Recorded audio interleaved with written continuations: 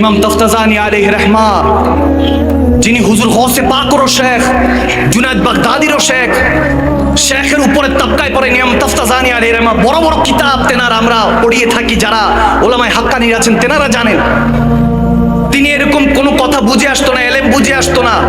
যখনই ক্লাসে যেতেন, তেনার শিক্ষক, তেনার ওস্তাদ বলতেন কি হয়েছে, কোনো জ্ঞান নাই, আকল নাই, এরকম অনেক কিছু বলতো। এক একটা স্টুডেন্ট যদি পড়া না পারতো বলতো তুমি কি তাফতাজানি হয়ে গেছো নাকি, অর্থাৎ মূর্খ হয়ে গিয়েছো, জাহেল হয়ে গিয়েছো, নাউজুবিল্লাহ, এরকম করে বলতো।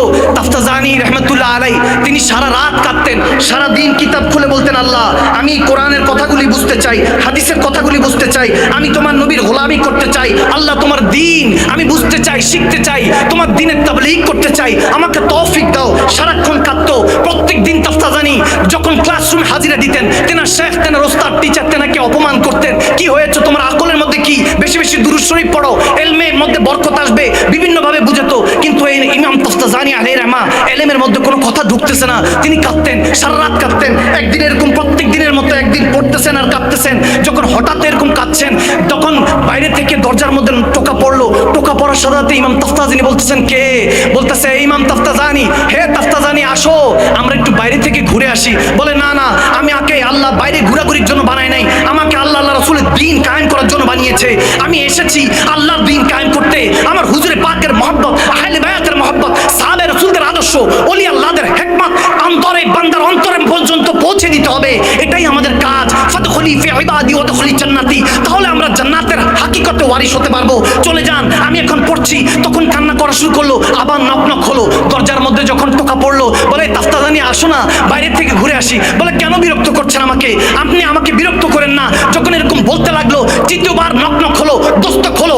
ইমাম তাফতাজানি বলতে লাগলেন কে আমাকে এরকম ডাকছেন। বলে তাফতাজানি, তোর কি রাহমাতুল্লিল আলামিনের সাথে দেখা করতে মন চায় না, তোর নবীর সাথে দেখা করতে মন চায় না, তোর কি একটু মন চায় না যে নবী তোর সাথে একটু দেখা করুক, আমি তোর রাহমাতুল্লিল আলামিন তোর সাথে দেখা করতে এসেছি। সুবহানাল্লাহ। যখন এরকম বললেন, তাফতাজানি দৌড়ায় গেলেন, কোথায় পাগড়ি কোথায় টুপি সব ছেড়ে যখন গেলেন, দরজা খুললেন, দেখেন আমার পেয়ারা নবী দাঁড়িয়ে আছে। সুবহানাল্লাহ। যখন দাঁড়িয়ে আছে বলে আয় তাফতাজানি। যখন এরকম বলতেছেন বুকের সাথে বুক লাগিয়ে, তখন তাফতাজানিকে সায়ের করে আনলেন। পরের দিন হলো, যখন শিক্ষক, ওস্তাদ, শেখ প্রশ্ন করছে, প্রশ্ন একজন করছে, তাফতাজানি মনে হয় যেন সাপ যেভাবে ছোবল মারে এভাবে প্রত্যেকটা প্রশ্নের উত্তর দেওয়া শুরু করলো।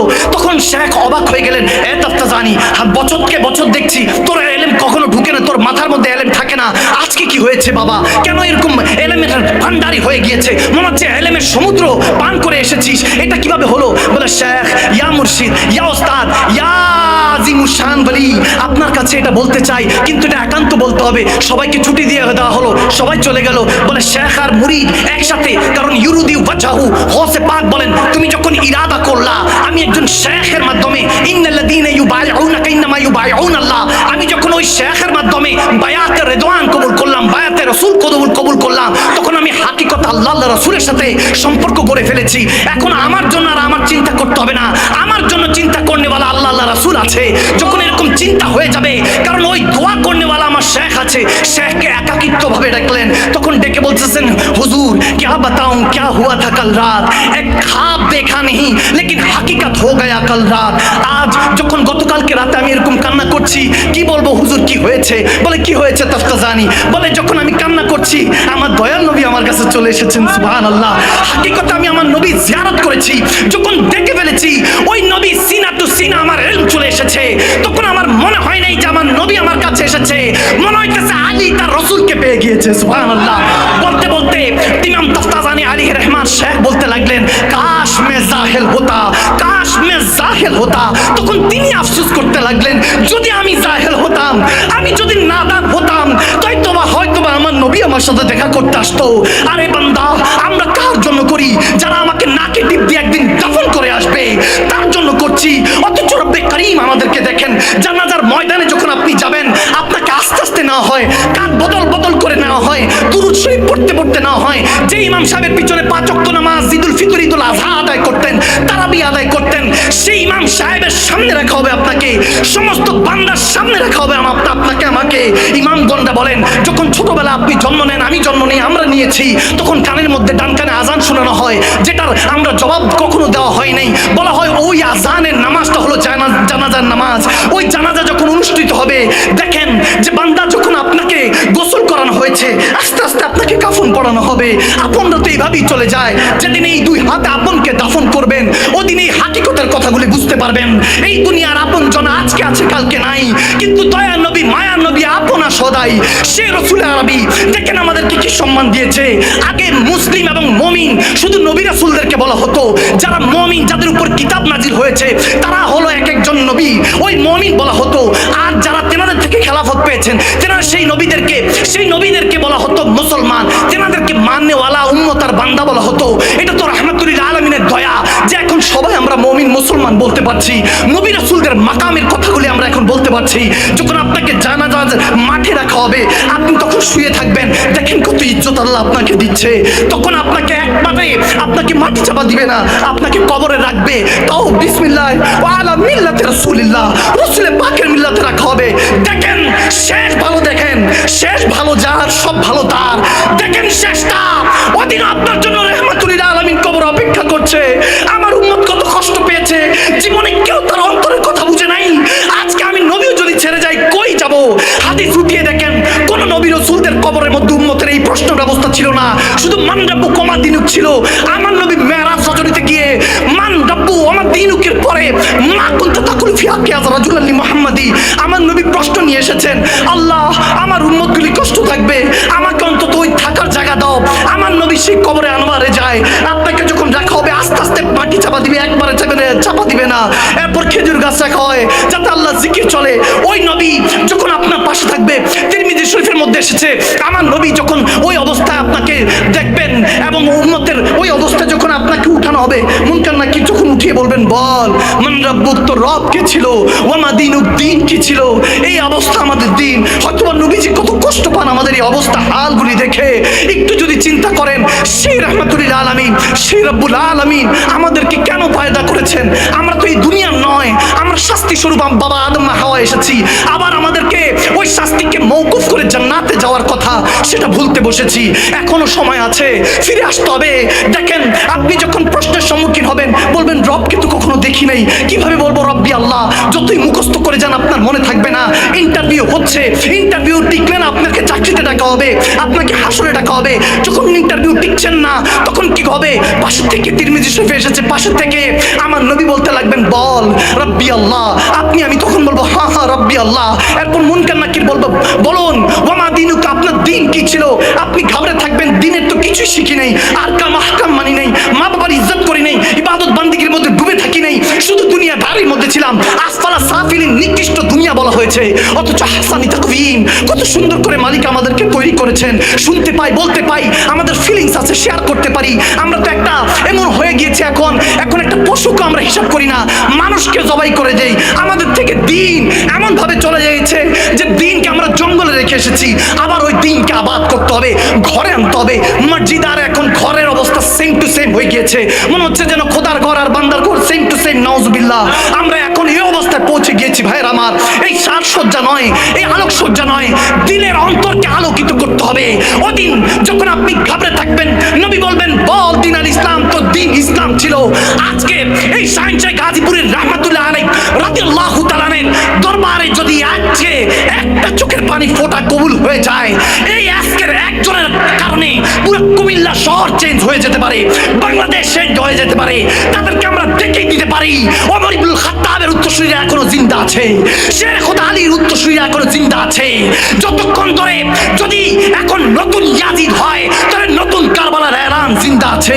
তখন আপনি বলতে পারবেন, কবরে গেলে যখন আপনি ঘাবড়ে থাকবেন, নবী তখন আপনাকে সব শিখিয়ে দিবেন।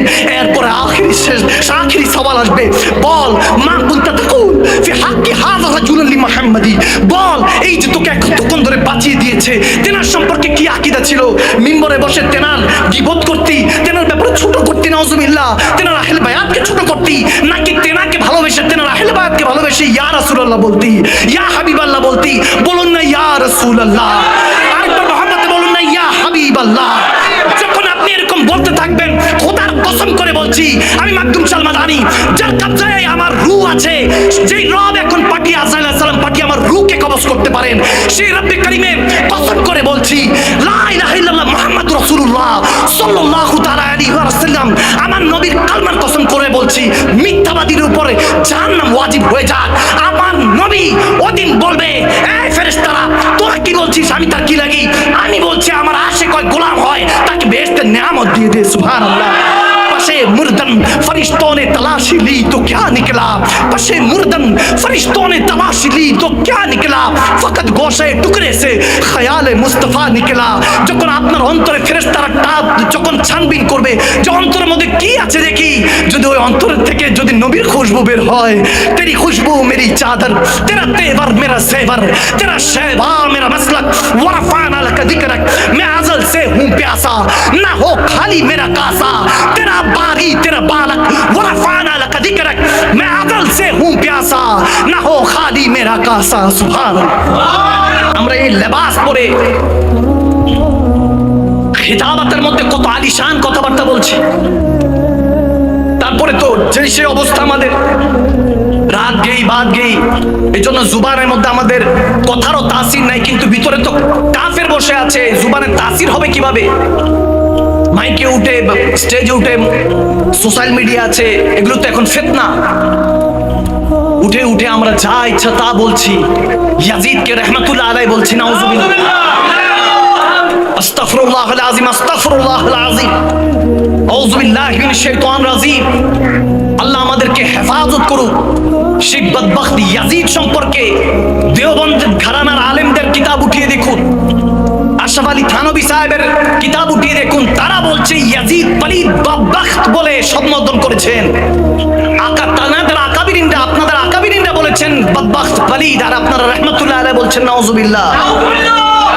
আমরা ইমামে হাসান হোসেনের কথা বললে শিয়ার ট্যাগ লাগিয়ে দিচ্ছেন, রাফিজি বলছেন নাউজুবিল্লাহ। আরে যিনি জান্নাতের যুবকদের সম্রাট, ওখানে যেখানে জান্নাতে জেনাদের সাথে থাকবো, তেনাদের তাসকিরা করলে দুনিয়াতে কিভাবে হারাম হতে পারে? জেনারা জিকির শিখিয়েছেন, গর্দান কেটে গিয়েছে, যখন সীমার তলোয়ার চালাচ্ছে বলে তলোয়ার এই দিকটা চলবে না, এখানে আমার নবীর চুমু মুবারক আছে, তুই পিছন দিয়ে চালা। মৃত্যুর দিন সাধ্য ছিল না ইমামে হোসেনে কারবালার সামনে দিয়ে আসার, পিছন দিক দিয়ে আসতে হয়েছে। সেই ইমামে হোসেন কারবালা যখন গর্দান শহীদ হয়ে গিয়েছে, 113টা কিংবা 26টা তীর পিঠের মধ্যে নিয়ে আল্লাহ তাবারক ওয়া তাআলার কাছে বলছে, আল্লাহ আমার আখেরি সিজদা কবুল করে নাও। ওই দিন ইমামে হোসেনে কারবালা সিজদা দিয়ে রবকে রাজি করেছেন, গর্দান চলে গিয়েছে, নেজের মধ্যে যখন বল্লমের উপরে ছিল, তখনও জুবান মুবারক দিয়ে কোরআন তেলাওয়াত হচ্ছিল।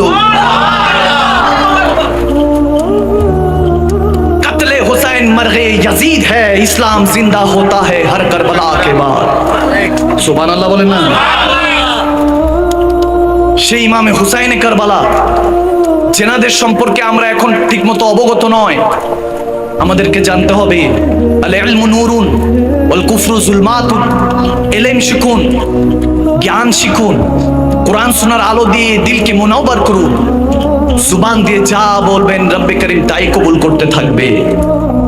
আল্লাহ কবুল করুন, আমিন। আল্লাহ আমাদেরকে ইবাদত গুজার হিসাবে কবুল করে নিন, আমিন বলেন না, আমিন বলেন। কষ্ট হচ্ছে বাবা, কষ্ট হচ্ছে।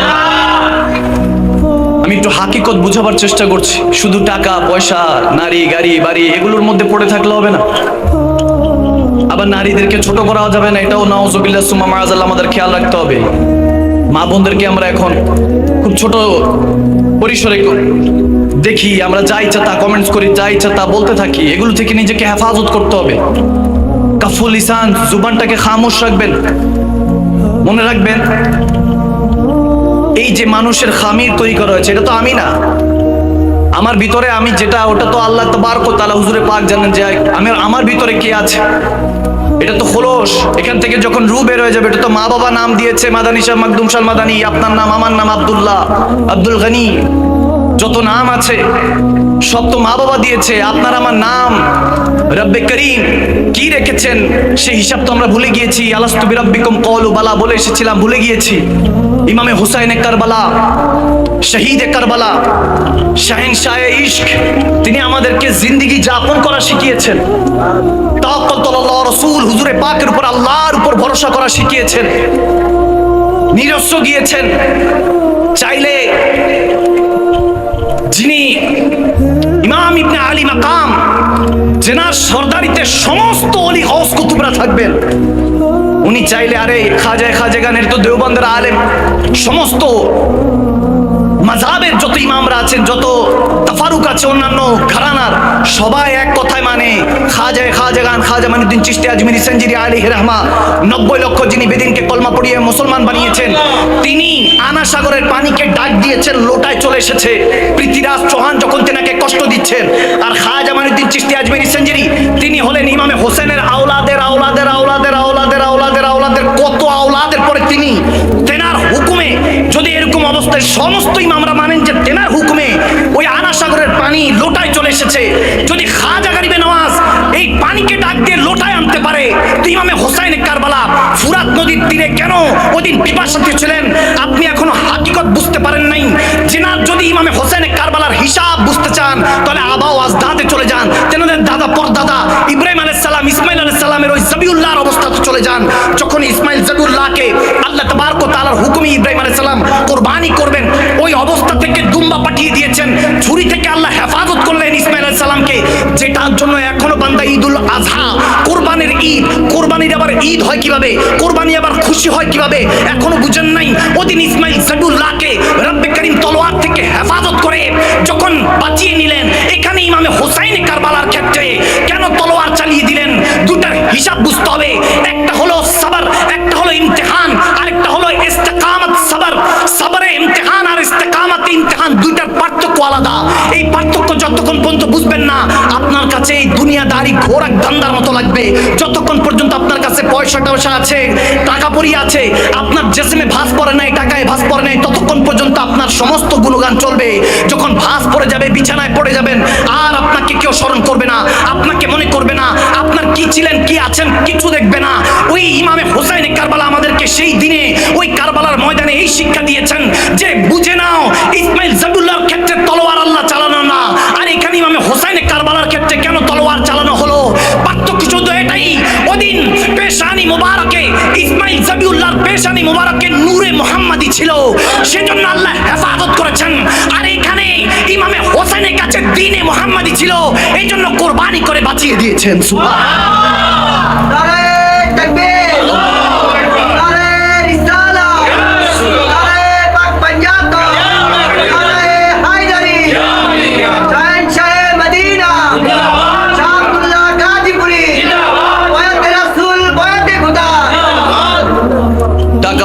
টাকা পয়সা এখন শুধু একটাই হিসাব, টাকা পয়সা, কাগজ। আগে তো স্বর্ণ রূপা ছিল, তারপর হয়েছে তামা, তামার থেকে পিতল, পিতল থেকে কাগজ, কাগজ থেকে প্লাস্টিক, এটিএম কার্ড, এখন তো সেটাও শেষ, নাম্বার, সংখ্যা চলে এসেছে, বিকাশ, নগদ। কি বুঝলেন? আর কত বুঝবেন, আর কত শুনবেন, আর কত হিসাব লাগালে আপনাদের আকাল পর্যন্ত এইসব কথা যেতে হবে, যেতে পারবে? শেরে খুদা আলী কারামাল্লাহু ওয়াজিল করিম মওলা আলী বলেন, মুসলমান মানে হলো জ্ঞানী। আমরা এখন অজ্ঞানীর মতো কাজ করছি। কেন? কারণ পরিবেশ আপনাকে সুন্দর করতে হবে, কার সাথে চলছেন, কার সাথে বলছেন, সেটা সুন্দর করতে হবে। এক আর্টিকেলে পড়ছি, এক বিজনেসম্যান নদীতে হাঁটছে, দেখতেছে এক মাছওয়ালা একটা ছিপ টাঙিয়ে রেখেছে, এখানে গেড়ে রেখেছে, একটা মাছ ধরবে, মাছ ফ্রাই করে খাবে, আরাম করতেছে। বিজনেসম্যান সামনে এসে বলতেছে, আপনি এখানে আরাম করতেছেন কেন, অলসের মতো? এই একটা ছিপ দিয়ে একটা মাছ পাবেন, জাল কিনেন, নেট কিনেন, জাল মারেন, 100 মাছ পাবেন। বলে 100 মাছ দিয়ে কি করবো, আমার তো একটা মাছ হলেই যথেষ্ট। বলে সেটা বাজারে বিক্রি করবেন, পয়সা পাবেন। বলে তারপর? পয়সা পেলে তখন আপনি আরো অনেক জাল কিনতে পারবেন। বলে তো জাল কিনে কি করব? বলে আরো পয়সা কামাতে পারবেন, আরো মাছ নদী থেকে ধরতে পারবেন, আরো পয়সা কামাতে পারবেন। তারপর কি করব? তখন বলতেছে, আরে আপনি কি বুঝেন না নাকি আমার কথা? আরো তারপরে লোক হায়ার করবেন, আবার জাল ফেলবেন, আরো মাছ, তারপরে ওই টাকা দিয়ে আপনি জাহাজ কিনবেন, জাহাজ দিয়ে আরো বোট কিনবেন, আরো মাছ ধরবেন, আরো এই করবেন, আবার বিক্রি করবেন বাজারে। বলে তারপর কি? বলে তারপর কি? আর তারপরে আরাম করবেন। বলে এখন তো সেটাই করতেছি। সুবহানাল্লাহ। বলে সেটাই তো করতেছি, আমি তো আরামই করতেছি। আপনি এসে না আমার কত স্বপ্ন দেখা, এই আরামটাই তো করাইতে চাচ্ছেন। আমি 5 স্টারে বসে খাই বা যেটাই করি, এগুলোতে কি হবে? আমি নিজের হাতে পাকি, নিজে খাবো, হালালটা রিজিক অন্বেষণ করে হালালটা খাবো। যত কামাবো তত তো হিসাব। ঠিক কি না? ইমাম জুন্নুন মিসরি আলাইহির রহমান কাছে তেনার স্টুডেন্ট একজন শাগরিদ মুরিদ বলছে, হুজুর হাসরের ময়দানে কে তাড়াতাড়ি পার হবে? তাহলে বলে, শুনো, নাও পকেট থেকে 5 টাকা দিল, বলে তোমার বন্ধু আরো 2-3 জনকে ডাকো, 4-5 জনকে ডাকা হলো, এক একজনে 20 টাকা, 50 টাকা, 100 টাকা দিল। ওই সময় দেড়হাম দিল। ওই বেচারা চিন্তা করলো, প্রশ্ন করলাম, আমি পাইছি মাত্র 5 টাকা, আর বাকি সব 50, 20, 100, এটা কোনো হিসাব হইলো? মনে মনে একটু কষ্ট। বলে, যাও 1 সপ্তাহ ছুটি দিলাম। 1 সপ্তাহে 4-5 জন যারা স্টুডেন্ট ছিল মুরিদান সবাই চলে গেল। এরপরে 1 সপ্তাহ পর যখন সবাই আসলো, ইমাম জুন্নুন মিসরি আলাইহির রহমান বলতেছেন, এখানের মধ্যে একটা চুলা জ্বালাও। চুলা জ্বালানো হলো। বলে, তাওয়া দাও। তাওয়া দিছে, তেল জ্বালছে। বলে, এই যে 100 টাকা যারে দিছে, এদিকে আসো, এটার উপর উঠো। ওই তাওয়ার মধ্যে উঠছে। ওইটা তো বলন্ত তাওয়া। এখন শেখের কথা তো অমান্য করা যাবে না। কেমন আতিউল্লাহ আতিউ রাসূল উলিল আমরি মিনকুম, ওলি আল্লাহদের হুকুম মেনে চলতে হবে, কারণ এটার মধ্যে আল্লাহ রাসূলের ইতাআত রেখেছেন কে? আওয়াজ দেন কে? কারণ তাহলে হাকুন। এখন যখন উঠছে, বলে, হিসাব দাও, 100 টাকা কই খরচ করছো? বেচারা পা উঠায় আর নামায়। গরমে অবস্থা খারাপ, বহুত কষ্টে দিছে। এখন যার কাছে 50 টাকা, সে তো চিন্তা করে রাখছে আগের থেকে যে তাড়াতাড়ি হিসাব রাখি, তাড়াতাড়ি হিসাব করে রাখছে। যখন হিসাব করছে 100 টাকা, তো বেচারা যে দিতে দিতে পা অবস্থা খারাপ, তাড়াতাড়ি নেমে তাড়াতাড়ি পার মধ্যে ঠান্ডা পানি যেটা দেওয়ার মলম পট্টি করছে। 50 টাকার জন্য সেও পা উঠায় নামায়, অবস্থা পুরো খারাপ। এভাবে বলতে বলতে 20 টাকা, 10 টাকা। এবার ওই যে প্রশ্ন করছে কে কিয়ামতে আগে আগে পার হবে, 5 টাকাওয়ালা আগে সামনে আসছে, বলে উঠো। উঠছে আর নামছে, দিতে বেশিক্ষণ সময় লাগে নাই। সুবহানাল্লাহ। উঠছে আর নামছে, দিতে সময় লাগে নাই। এরপরে ওই স্টুডেন্টকে, ওই মুরিদকে, ছাত্রকে, শাগরিদকে ডাক দিয়ে বলতেছে, এবার বুঝতে পারছো হাসরের ময়দানে কে আগে পার হবে? সুবহানাল্লাহ বলেন না? আল্লাহর ওলিরা মানুষ হওয়া শিখিয়েছে। আমরা এখন সভ্য জাতি, গড়তে গড়তে কত কিছু। গৌসে পাক বলতেন, নাযারতু ইলা বিলাদিল্লাহি জামিয়া, আমি আমার হাতের তালুতে আল্লাহর কুল কায়নাত দেখি। হুজুর গৌসে পাক আব্দুল কাদের জিলানী অলিকুল সম্রাট বলতেন, আমি আমার হাতের তালুতে আল্লাহর জমিন আসমানের সমস্ত কিছু দেখি। এখন তো বান্দার সব আল্লাহর ওলি হয়ে গেছে। কথা কয় না, কথা বুঝেন নাই? এখন আর এটা কেউ অবিশ্বাসের নাই। এখন তো বান্দার মোবাইলে এমন টেকনোলজি, আমার কাছে তো মনে হয় হুজুর গৌসে পাকের ওই কথা এখন আর অবিশ্বাস্য কিছু নয়। দাজ্জাল তার ফিতনার জন্য ইহুদি নাসারা আজাজিল ওই কথা থেকে অ্যানালাইসিস করে আমাদের হাতে হাতে ধরাই দিছে। এখন সব জায়গায় বসে, এখান থেকে বসে ওই আর্জেন্টিনা ব্রাজিল দেখে। আওয়াজ দেন, আওয়াজ। আল হক মুরুন, হক কথা একটু তিতা, তো এখন আর কথা বাড়ায় না। আমার মুমিন মুসলমান যুবকরা কই, একটু কথা বলা যাবে না, ঠিক কিনা? তিক্ত আপনাকে শিখতে হবে, মানতে শিখতে হবে। প্রথম কষ্ট হবে, আস্তে আস্তে অভ্যাস হয়ে যাবে। যখন অভ্যাস হবে, তখন এমন অবস্থা হবে আপনি অভ্যাসের দাস হবেন না, অভ্যাস আপনার দাস হয়ে যাবে, ঠিক কিনা? জামানা গুজরে গেছে। শাহ আব্দুল্লাহ গাজীপুরীকে দেখেন কি রেখে গিয়েছেন, ওনার খানদানদেরকে দেখেন, যারা খাদেম সাহবরা, 2 পয়সার মালিক এখন কেউ না, কেউ কিছু নিয়ে আসে নাই, কেউ কিছু নিয়ে যাবে না। আপনি যদি মনে করেন যে হুজুর আপনাদের তো অভাব নাই, আমাদের অভাব আলহামদুলিল্লাহ নাই। কোনটা নাই? যতটুকু দরকার অতটুকু আছে। আগামীকালকের হিসাব করে চলা মানি হলো আল্লাহ রাসূলের উপর ভরসা হারিয়ে ফেলা। আজ today is gift for you, আজ আছে তো কাল আছে, কালকেও আজ বলবেন, কাল বলবেন না। তো আজের মধ্যে কাল আছে, গতকালও আছে, আগামীকালও আছে। তো যা আজ আছে তাই আছে, কাল বলতে আর কিছুই নাই। ঘুম থেকে উঠলে না আগামীকাল, নয়তো বা ডাইরেক্ট পরকাল। হযরত ওমর ইবনুল খাত্তাব রাদিয়াল্লাহু তাআলা বলেন, যখন আমি দোয়া করি, তখন আমি দোয়া কবুলের জন্য চিন্তা করি না, কারণ আমার নবী বলেছেন মুমিন সবসময় খেয়াল রাখে যে আল্লাহ দোয়া করার তৌফিক দিচ্ছে কিনা। আর দোয়া মাকবুল ইবাদত, আর দোয়া সালাহুল মুমিন। দোয়া হলো ইবাদতের মূল, দোয়া কবুল হওয়া, ইবাদত কবুল হওয়ার মূল হলো দোয়া। আর দোয়া হলো সমস্ত সমস্যাকে তলোয়ারের মতো সাফ করে দেওয়া। আমরা দোয়া কামানো ভুলে গেছি, এখন হলো উজু সেলফি। এগুলো থেকে বেশি বের হয়ে আসতে হবে ভাইয়ার, আমার বাবারা আমার, এগুলো থেকে বের হয়ে আসতে হবে। আমাদের দুনিয়াকে দেখানো কার্যক্রম বের হয়ে আসতে। মানুষ কি বলবে, মানুষ কি বলবে, কতটুকু বলবে। 4 দিন হাতে যাবে, যদি আত্মীয় স্বজন হয় বলবে যে কি ইন্তজাম করছে। 40 হাতে এসে বলবে আরে গোশতই তো কম পাইছি। মানুষ এতটুকুই বলবে,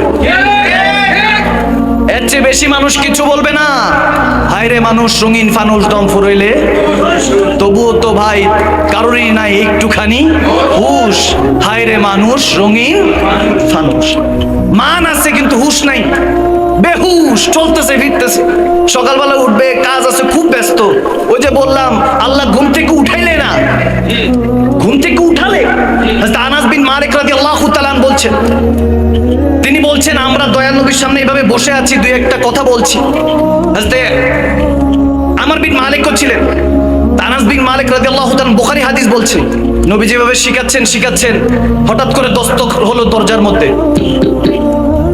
দস্তক হলো, নবীজি বলতেছেন যাও দরজার উপরে যে এসেছে আল্লাহ রাসূল তাকে ভালোবাসে, সেও আল্লাহ রাসূলকে ভালোবাসে, জান্নাত। সুবহানাল্লাহ। যখন এই কথা বলেন আনাস বিন মালিক বলতেছেন দয়াল নবী বলেছেন জান্নাতি, লোকটা তো দেখা লাগে। গেলেন, দরজা খুললেন, একজন সালাম দিলেন, আসসালামু আলাইকুম ইয়া আনাস। ভাই আনাস কেমন আছে? হুজুর আছে। আচ্ছা, একটু কথা ছিল, দাড়ি ভেজা, ওযু করে আসছে, জুতাটাকে পিছনের দিকে রাখছে কারণ বেয়াদবি হয়ে গেলে।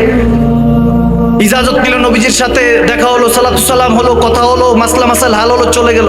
পরের দিন সেম ভাবে আনাস বিন মালিক বলছেন আমরা বসে আছি, আবার দস্তক হলো, নবীজি সেম কথা, আল্লাহ রাসূলকে ভালোবাসে, দরজার ওপাশে যে আছে সেও আল্লাহ রাসূলকে ভালোবাসে, আল্লাহ রাসূল তাকে ভালোবাসে, জান্নাতি। আবার দরজা খুললো, সেম দাড়ি ভেজা, জুতাটা আবার পিছনে নিল, আবার ঢুকলো, আবার মাসলা মাসাল শিখে চলে গেল। তৃতীয় দিনে সেম নক হলো। তখন আনাস বিন মালিক এবং আমর বিন মালিক দনোজন দিকে তাকিয়ে মুচকি হাসিতে বলতেছে ওইজনই মনে হয়। সুবহানাল্লাহ। টাইমও সেম, আমার নবী সেম কথা বললেন, তেনারা সুবহানাল্লাহ বলে ইজাজত নিয়ে উঠে দেখতেছে সেম দাড়ি ভেজা, ওযু করে আসছে। অর্থাৎ বুঝাচ্ছে দয়াল নবীর কাছে আসতে হলে ওযু করে আসতে হয়। এজন্য আল্লাহ সিস্টেমও রেখেছেন যে কাবাতে যাও, হজ করো, হজ করে তাওয়াফ করো, সাফা মারা সাই করো, সমস্ত কিছু শেষ করে কুরবানি করে আল্লাহর কাছে সব কিছু যখন হয়েছে গুনাহ খাতা মাফ করে তারপর মদিনাতে যাও, পাক হয়ে সাফ হয়ে মদিনাতে যাও। এখন মদিনা শরীফ হজের কোনো অংশ নয়, হজের কোনো অংশ নয়। মদিনা শরীফ জিয়ারত হলো মহব্বতের অংশ। এখানে আল্লাহ ফরজ রাখেন নাই। কেন? এখন আপনি 7 তাওয়াফের মধ্যে 4 তাওয়াফ 5 তাওয়াফে দেখা যায় অনেক সময় কাবা শরীফ তাওয়াফ করছে, মাজা ব্যথা হয়ে যায়, ক্লান্তি চলে আসে, কিংবা 7 তাওয়াফের পরে সাফা মারওয়া সাই করতে হয়, সেখানেও কষ্ট চলে আসে। যদি বলে না একটু পরে করব, এরকম কোনো সিস্টেম নাই। ফরজে আইন আপনাকে করতে হবে, আপনার মন চাইলেও করতে হবে, না চাইলেও করতে হবে। 5 ওয়াক্ত নামাজের মতো চাইলেও পড়তে হবে, না চাইলেও পড়তে হবে। এটা আল্লাহর হুকুম, আকিমুস সালাত আলা যিকরি, করতে হবে। কিন্তু মদিনা শরীফের জিয়ারত, আল্লাহ তাবারক ওয়া তাআলাকে জিজ্ঞেস করলাম, ইয়া আল্লাহ রব্বুল আলামিন, আপনি জিয়ারতে মদিনাকে কেন হজের অংশ বানালেন না, ফরজ কেন বানালেন না? বলে না, এখানে আমি ফরজ রেখেছি, আমাকে মানতে হবে। এই জন্য কারণ আমার নবী শিখিয়েছে আল্লাহকে মানো, এই জন্য আমি আল্লাহকে মানতে হবে। ওখানে আমি ফরজ রাখি নাই, কারণ হলো যদি কোনো বান্দা মিস হয়ে যায় তাহলে তো আমি আল্লাহ তাকে বান্দেগী থেকে বাদ দিয়ে দিব, বান্দা হিসেবে বাদ দিয়ে দিব। যারা মদিনাতে যাবে একমাত্র আমার হুজুর, আমার হাবিব যাকে ভালোবাসবে সেই মদিনা যাওয়ার তৌফিক। সুবহানাল্লাহ বলেন না, সুবহানাল্লাহ বলেন। হায় হায়, তো হুজুরে পাকের মহব্বত, আদব, আহলে বায়াতের মহব্বত, আদব সারা রাত শেষ করলো, শেষ হবে। চিন্তা করতে পারেন হুজুর অনেক চেষ্টা করি, নিজের সাথে ফাইট করি যে আগামীকালকে থেকে নামাজ পড়বা, ওই আগামীকাল কোনোদিনই আসে না। বলি যে আগামীকালকে থেকে কোনো মিথ্যা বলবো না, কোনো চগলখড়ি না। ফ্রেন্ডস, বন্ধুত্ব তাদের সাথে রাখবো যে আমাকে হাইয়ালা সালাহ শোনার সাথে টেনে হেসে মসজিদে নিয়ে যায়। যতই চেষ্টা করি কিন্তু কোনোভাবে ওই রকম বন্ধুও পাই না, নিয়ত হয় না। আপনি চিন্তা করতে পারেন হুজুর কিভাবে মনটা পরিবর্তন হবে। ওয়াকিয়াটা শুনে যান। এক আলেমে দিন এটা বর্ণনা করছেন যে কাজের লোক আমি খুঁজতে বাগদাদ শহরে ঘুরতেছিলাম। আমরা এরকম দেখবেন বাসাবাড়ি কাজের জন্য আমরা হায়ার করি না, কিছু লোক হায়ার করি কাজের জন্য, 500-1000 টাকা দিয়ে ভাড়া করে নিয়ে আসি যে আমার কাজগুলি করে দিবা, ঠিক না? তো এরকম কাজের লোক খুঁজতে গেলেন বাগদাদ শহরে। যখন গেলেন দেখেন যে ওখানে একটা যুবক বসা, চেহারাটা নুরানি, এত সুন্দর নুরানি চেহারা দেখেই বোঝা যাচ্ছে নামাজি। সুবহানাল্লাহ, নামাজি ব্যক্তি। কাছাকাছি গেলেন ওই আলেমী দিন। হুজুর বললেন, বাবা তুমি কি আমার সাথে যাবা? তোমাকে আমি টাকা পয়সা দিব, সমস্যা নেই, কাজে যাবা? বলে হুজুর যাবো, কিন্তু আমার 3টা শর্ত আছে। কয়টা?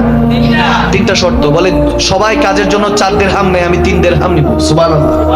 বলে 3 দিরহাম নিব। বলে এটা তো ভালো অপরচুনিটি, খুব ভালো, সবাই 4 দিরহাম নেয়, এখন তুমি 3 দিরহাম দিবা, খুব ভালো, চলো। বলে আরেকটা দ্বিতীয় শর্ত শুনেন। দ্বিতীয় শর্ত হলো যখন হাইয়া আলাস সালাহ বলে মসজিদে মুয়াজ্জিন আজান দিবে, তখন আর আমি আপনার কর্মচারী না, তখন আমি কর্মচারী কার? আওয়াজ দেন না কার?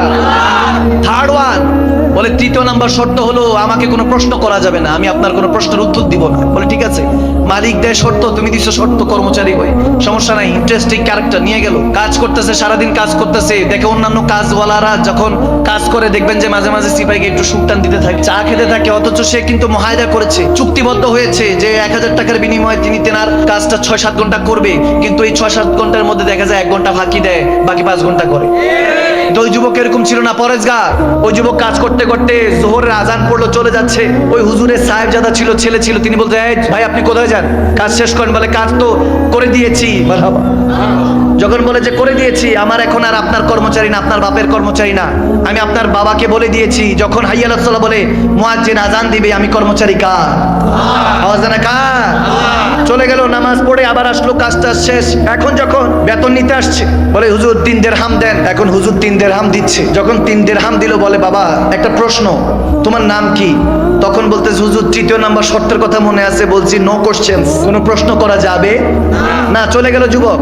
হুজুরের পরের দিন আবার কাজ পড়লো, কাজের জন্য লোক লাগবে। বাগদাদের ওই বাজারে গেল, দেখে ওই যুবককে পাওয়া যাচ্ছে না। সবাইকে বলতেছে, ওই যুবকটা কই? নুরানি চেহারা, নামাজি ব্যক্তি। সুবহানাল্লাহ। ওই যুবকটা কোথায়? বলে হুজুর উনি সপ্তাহে একবার আসে। বলে ঘটনা কি? একবার কেন? বলে একবারই আসে, তার নাকি 1 সপ্তাহে 3 দিরহামের খরচ লাগে, 3 দিরহাম কামাইলে এটা দিয়ে 1 সপ্তাহের খাবার দাবার ব্যবস্থা হয়ে যায়। বলে তারপর কি করে? বলে তারপর নাকি আল্লাহ বিল্লাহ করে, জিকির আজকার করে, মদিনাওয়ালার প্রেমে নাকি ডুবে থাকে। বলে এরকম যুবকই তো দরকার। বলে আগামী সপ্তাহে আসলে পাবো? বলে পাবেন হুজুর। আগামী সপ্তাহে আসলো, এসে দেখে যুবক দাঁড়িয়ে আছে। ওই হুজুর গিয়ে সালাম দিল, ওয়ালাইকুম সালাম, যুবক উত্তর নিল। পরে বলতেছে, বাবা আমার একটা কাজ আছে, যাবা? বলে হুজুর যাবো, কিন্তু শর্ত তো 3টা মনে আছে। বলে হ্যাঁ মনে আছে। তো শর্ত মনে আছে, চল বাবা। নিয়ে গেল, কাজ শেষ হলো। এরকম 1-2 সপ্তাহ চলে গেল, হুজুরের প্রয়োজন পড়লো, দেখতেছে ওই যুবককে খুঁজতেছে, পায় না। বলে হুজুর গত সপ্তাহ থেকে আসে না। বলে কি হয়েছে? বলে নিশ্চয়ই কোনো সমস্যা হয়েছে। বলে ছেলেটা থাকে কোথায়? বলে হুজুর থাকে হলো বাগদাদের শেষ কবরস্থানের পিছনে একটা কুটুরি, একটা ছোট্ট ঘরের মধ্যে থাকে। হুজুর গেলেন, গিয়ে দরজার মধ্যে যখন এভাবে নক নক টোকা দিলেন, টোকা যখন দিলেন, ভিতর থেকে যুবক আওয়াজ করলো, হুজুর আপনি এসেছেন? আপনি এসেছেন? তখন বলে হুজুর দরজা খোলা আছে, আসেন। হুজুর যখন ভিতরে গেল, গিয়ে দেখে ছেলেটা কাতরাচ্ছে, অসুস্থ, অনেক অসুস্থ, দুর্বল হয়ে পড়েছে। তখন হুজুর বললেন, যে ব্যাপার কি? তুমি কিভাবে বুঝলা যে আমি আসছি? বলে হুজুর গরিবকে দেখতে ধনী তো আসবে না, কোনো আল্লাহ ওয়ালাই তো আসবে, কোনো আল্লাহ ওয়ালাই তো আসবে, কোনো ধনী তো আর আসবে না। বলে বুঝতে পেরেছি হুজুর আপনি এসেছেন, আপনার অপেক্ষা ছিলাম। হুজুর সময় শেষ, বড় তাড়াহুড়ে আছি, আজকে হয়তোবা রুটা পারওয়াজ করে যাবে, আজকে হয়তোবা ইন্তেকাল হয়ে যাবে, আজকে রাতেই আমার ডাক চলে আসবে, আমাকে চলে যেতে হবে আল্লাহর কাছে। সে বলতে, হুজুর 3টা দিরহাম বের করে, যে 3টা দিরহাম নেন, এটা দিয়ে আমার জানাজা পড়াবেন আগামীকালকে ফজরের পরে এসে, দাফন কাফনের ব্যবস্থা করবেন। তারপরে একটা রিং ছিল, আংটি অনেক দামি, খুলে দিল। বলে এটা ওই জামানার বাদশাহ হারুনের রশিদের জামানা ছিল। বলে বাদশাহ হারুন রশিদকে যাই দিয়ে আসবেন, আংটিটা দিয়ে আসবেন। আপনার সাথে দেখা করতে চাইবে না, দেখা বাদশাহ হয়তো বা দেখা করতে চাইবে না, বলবেন যে তেনার একটা আমানত আপনার কাছে আছে, বললে দেখা করবে। বাদে আসর গিয়ে তেনাকে আংটিটা দিয়ে আসবেন। যুবকের এই কথা শোনার পরে হুজুর বলতেছেন যে আমি তো তোমার জন্য কিছু করতে পারি। ওই বুজুর্গ আল্লাহ ওয়ালা বলছেন, তোমার জন্য কিছু করতে পারি? বলে হুজুর হ্যাঁ করতে পারেন, আমাকে একটু নিরিবিলি সময় দেন, তওবা করে আল্লাহর কাছে যেতে চাই। তওবাতুন নাসুহা ওয়া তাওবাতুল কাবলাল মাউত। যুবক এখনো তওবার রাস্তাটা খোলা আছে।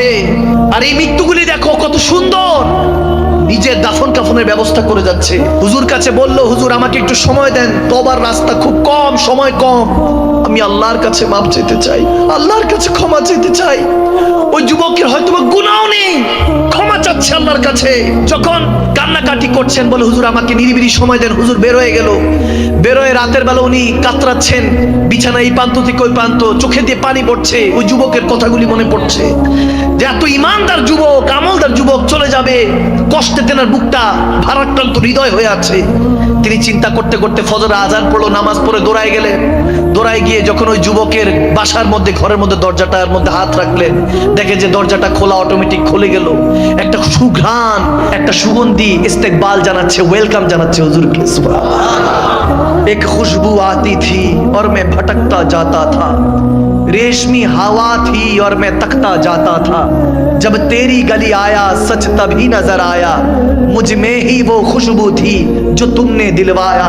सुभान अल्लाह। যখন ওই কাছাকাছি গেল আল্লাহ ওয়ালা ওই হুজুরে কাছাকাছি গিয়ে বলতেছেন, দেখতেছেন ওই খুশবুটা এত নুরানি, বলতেছেন ওই যুবকের কাছে গেলাম, চেহারা থেকে পর্দাটা সরালাম, চাদরটা সরিয়ে দেখে এত নুরানি হয়ে আছে, মনে হয় কাকে জানি দেখতে দেখতে দুনিয়া থেকে চলে গিয়েছে, মনে হয় কে জানি এসে সে যুবককে নিয়ে গিয়েছে, যার প্রেমিক ছিল মনে হয় তিনি এসেছিল। এখন চিন্তা করতেছেন ওই যুবককে দাফন কাফনের ব্যবস্থা করতে হবে। এখন কয়েকজনকে নিয়ে তো তিনি এসেছিলেন, দেখে যে 4-5 জনকে নিয়ে এসেছিলেন, কিন্তু কোথা থেকে জানি হাজারো মানুষ সেই জানাজা উপস্থিত হয়ে গেল। এখন আসার পরে ওই হুজুর বলতেছেন, জানাজা দেওয়ার পরে চোখের পানি ছেড়ে দোয়া করে যখন আসরের সময় বাদশা হারুন রশিদের দরবারে গেল, এখন ওই যুবকের কাছে হুজুর জিজ্ঞেস করেছিল, কে তুমি বাবা? তিনি তো কোনো কথা বলে নাই। যখন বাদশা হারুন রশিদের কাছে আসরের পরে গেল, ওই হুজুর বলতেছে দেখা করব, বাদশা সাহেব অ্যাপয়েন্টমেন্ট দিচ্ছে না। বাদশা হারুন রশিদ ব্যস্ত ছিল। যখন বলল আপনার একটা আমানত আছে, একটা রিং আছে, তখন দেখা পেল, খাস কামরায় গেল। বাদশা হারুন রশিদ জিজ্ঞেস করছে, কি চাই, কি কি কি আমানত আপনার কাছে আছে? বলে আপনার একটা রিং আমার কাছে আছে। যখন আংটিটা বাদশা দেখলো, একটা চিৎকার দিল, আল্লাহ বলে একটা চিৎকার দিল, বলে যে এই রিং এর মালিক কোথায়, আংটির মালিক কোথায়? ওই হুজুর ওই আল্লাহ ওয়ালা বলতেছেন, সে গতকালকে রাতে ইন্তেকাল করে গিয়েছে, ইন্তেকাল করে গিয়েছে। বাদশা চোখের পানি ছেড়ে বলে, তার কবরটা কোথায়? বলে ওই যে বাগদাদে কবরস্থানে, ওখানে দাফন করেছি। বাদশা হারুন রশিদ সারা পৃথিবী যিনি লিড দিতেন, রুল করতেন, সেই বাদশা ওই কবরে গিয়ে লুটোপুটো খেয়ে সে কবরটা জড়িয়ে ধরে চিৎকার দিয়ে কান্না করছে। ওই আল্লাহ ওয়ালা চিৎকার দিয়ে উঠলেন, চিৎকার দিয়ে উঠে বলতেছেন, না ইসনে কুছ বলা, না আপ কুছ বল রহে হ্যাঁ, না এ কিছু বলেছেন, আপনি কিছু বলছেন। সে কে ছিল? কে ছিল? বাদশা হারুন রশিদ কবর থেকে মুখটা উঠিয়ে বলতেছে, আমার ছেলে ছিল, আমার ছেলে ছিল, রাজপুত্র ছিল, প্রিন্স ছিল।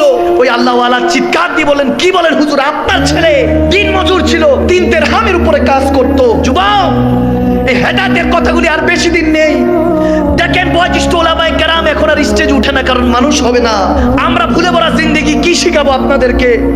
এখন যদি পরিবর্তন না হন, রব্বে কারীমের কাছে কি উত্তর দিবেন? আরে কবরে গেলে দয়াল নবী যদি বলে লা আদরি, চিনি না, বেঈমান উম্মত। যদি আপনি অন্যের চগলখড়ি, ক্রিটিসাইজ নিয়ে, গীবত নিয়ে, মিথ্যা নিয়ে পড়ে আছেন, মিথ্যা আমাদের পারফিউম হয়ে গিয়েছে, চগলখড়ি আমাদের পোশাক আশাক হয়ে গিয়েছে, আমাদের মধ্যে হেদায়েত কেন জানি উঠে যাচ্ছে। ওই আল্লাহ ওয়ালা চিৎকার দিয়ে বললেন, হুজুর আপনার ছেলের এই মারিফত কি, এই রহস্য কি? বলে হযরতে দাউদ তাই আলাইহির রহমান সে মুরিদ ছিল। আমার ছেলে যখন একজন আল্লাহ ওয়ালার সঙ্গ জ্ঞাপন করেছেন, ওয়াকুনু মা'আস সাদিকিন, কোরআনের কথা অনুযায়ী, ইন্নাল্লাযীনা ইউবাইউনাকা ইন্নামা ইউবাইউনাল্লাহ, যখন আমার নবীর গোলামির মধ্যে চলে গিয়েছেন, আল্লাহ ওয়ালা হয়ে গিয়েছিল আমার ছেলে। আমার ছেলে তো আমার ছেলে ছিল, কিন্তু দেখেন যেতে যেতে একটা রিং তার কাছে ছিল, এটাও ফেরত দিয়ে দিয়েছে। বলেছে যে বাবা এত ঢাল সম্পত্তি করে গিয়েছো, কি জবাব দিবা? তিনি যদি তোমাকে প্রশ্ন করে কি উত্তর দিবা? আমার ছেলে আমার মুর্শিদ, আমার শেখ হয়ে গেল। শেষে যেতে যেতে সে আমাকে শিক্ষা দিয়ে গেল, এই দুনিয়ার আপনজন আজকে আছে, কালকে নাই। দয়ার নবী, মায়ার নবী আপনা সদাই, যাওয়ার সময় কিছু নিয়ে যায় নাই।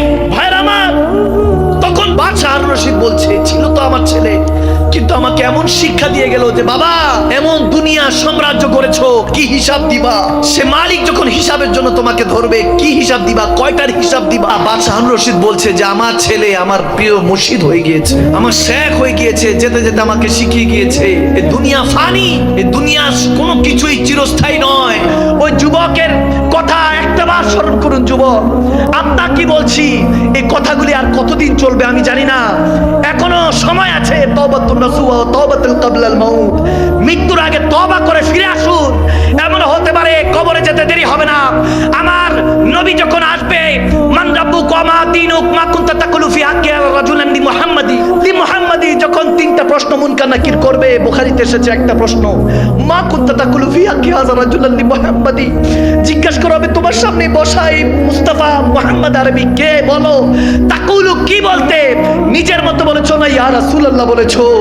যখন নবী আমার আপনার আজকের মেহফিলে যদি আশা বসা কবুল করে নেয়, আমার নবী আল্লাহর ইজ্জতের কসম করে বলছি, যার কবজায় আমি মাদানির রূহ আছে, যিনি চাইলে এই মুহূর্তে আজরাইল আলাইহিস সালামকে পাঠিয়ে আমার রূহ কবজ করতে পারেন। সে রব্বে করিমের ইজ্জতের কসম করে বলছি, যদি আজকের এই মাহফিল, এই তওবা যদি আপনার কবুল হয়ে যায়, তাহলে মনে রাখবেন আমার দয়াল নবী বলবে, এই মুনকার নাকির সে কি গো বলবে, আমি তার কি লাগি? আমি বলতেছি আমার আশিক হয়, আমার প্রেমিক হয়, তাকে বেহেশতের নেয়ামত দিয়ে দে। সুবহানাল্লাহ। ইন্টারভিউটা যদি পাস হয়ে যায়, মনে রাখবেন হাসরের ময়দানে কাঁধ করে দাঁড়ায় থাকবেন নাফসি নাফসির আলম। ওদিন কোনো ক্ষমতা, কোনো ট্যাক্স টোকেন কাজে আসবে না। জিজ্ঞেস করবেন রাব্বিল আলামিন, যখন আপনাকে জিজ্ঞেস করবেন কি করেছিস, আলাস্তু বিরাব্বিকুম ক্বালু বালা, বলেছিলাম আমার হয়ে থাকতে। আমাকে প্রভু মেনেছিস কিন্তু আমার হয়ে থাকিস নাই। আমার নবীর বিরুদ্ধে যেতি, তুই কখনো দিনকে কায়েম করিস নাই। তোর মুখে কখনো লেহেই আতন দাড়ি দেখি নাই, তোর কখনো পর্দা দেখি নাই। যখন এই অবস্থা হবে হাসরের ময়দানে, যখন কাঠ করায় আপনি নাফসি নাফসি করছেন, আদম সাফিউল্লাহ থেকে ঈসা রুহুল্লাহ পর্যন্ত আপনার মা বাবা আত্মীয় স্বজন কেউ যখন কোনো কাজে আসবে না, খোদার কসম করে বলছি, ওই মুহূর্তে আপনি যখন নাফসি নাফসির আলমে ডুবে আছেন, ওই কোটি কোটি নাফসি নাফসির মধ্যে একটা আওয়াজ বের হবে, রব্বি হাবলু উম্মতি, রব্বি হাবলু উম্মতি, রব্বি হাবলু উম্মতি। আল্লাহ গুনাহগার উম্মত ক্ষমা করে দাও। হয়তো বা সে পরেজগার ছিল না, কিন্তু আমি নবী মুস্তাফাকে ভালোবাসতো। আল্লাহ তোমার হাবিবকে ভালোবাসতো, তাকে ক্ষমা করে দাও। ওয়ারযুকনা শাফাআতাহু ইয়াউমাল কিয়ামা। ওই দিন আমার দয়ার নবী পিঠের মধ্যে হাত বাড়ি দিয়ে বলবে, কাঁধের মধ্যে বাড়ি দিয়ে বলবে, ভয় পাইস না উম্মত, ভয় পাইস না। আমি তোর মওতের বিছানায় ছিলাম, কবরে ছিলাম, আজকে হাসরে আছি, তোকে নিয়ে জান্নাতে চলে যাবো। সুবহানাল্লাহ।